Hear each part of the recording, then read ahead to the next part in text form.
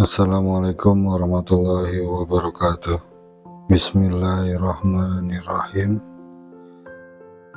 Hari ini kita akan membahas catatan yang ke-6 dalam serial Sukses dan Bahagia. Kali ini judulnya Efektif Berkomunikasi dalam Hubungan. Baik, komunikasi adalah keterampilan yang sangat penting dalam upaya mencapai kesuksesan. Apa saja hal-hal yang perlu dipahami dalam berkomunikasi yang efektif?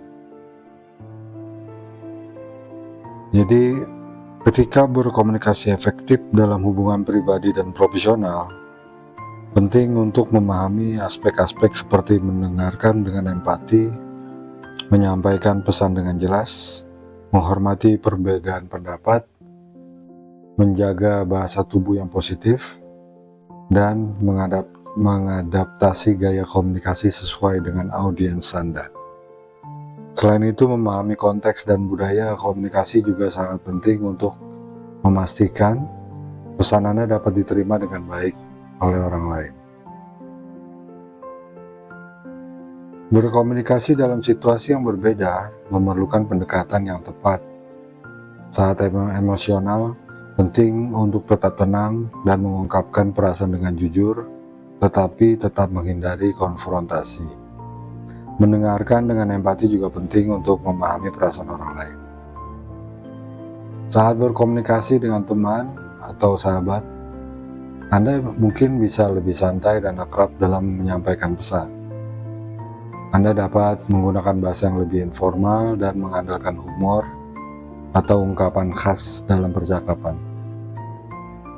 Namun perlu diingat bahwa batas antara situasi emosional dan bersahabat bisa kabur. Dalam semua situasi, tetap hormati, hindari penghinaan, dan pertimbangkan perasaan orang lain agar komunikasi tetap positif dan efektif. Mari kita lihat pendapat para filsuf tentang komunikasi ini. Ada beberapa pandangan terkenal, meliputi pertama Socrates.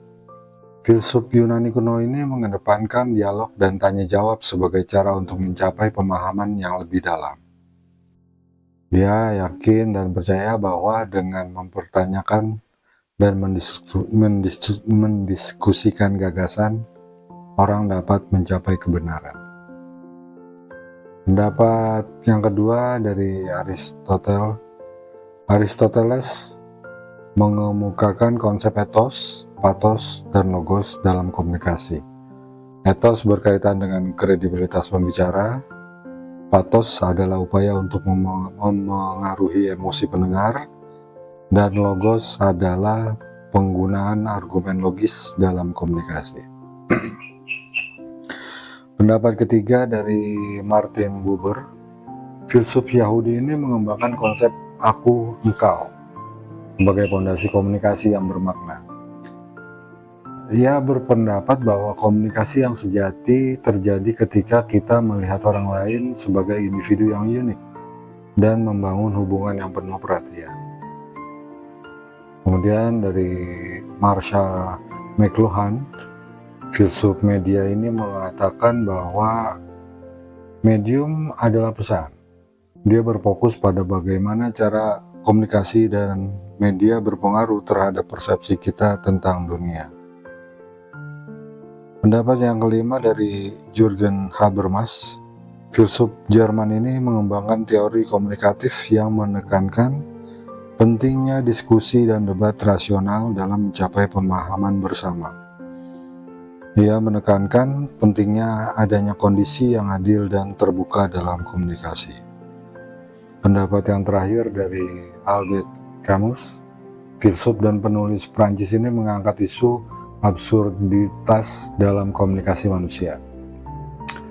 Dia berpendapat bahwa seringkali manusia sulit untuk saling memahami sepenuhnya, dan ini dapat menghasilkan perasaan keterasingan.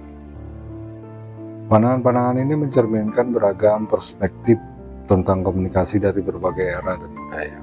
Masing-masing memberikan wawasan berharga tentang bagaimana kita dapat berkomunikasi dengan lebih baik dalam berbagai konteks. Jadi, apa inti dari pelajaran komunikasi yang paling penting untuk diingat?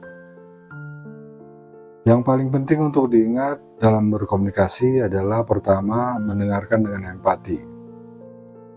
Jadi, mendengarkan secara aktif dan memahami perasaan dan perspektif orang lain adalah kunci dalam komunikasi yang efektif. Yang kedua, kehematan dalam berbicara. Maksudnya, mengungkapkan diri dengan jelas dan tulus, tetapi tetap menghormati perasaan dan pandangan orang lain. Yang ketiga, memahami audiens. Mengadaptasi gaya komunikasi dan pesan sesuai dengan orang yang Anda ajak bicara, termasuk latar belakang budaya, nilai-nilai, dan preferensi mereka.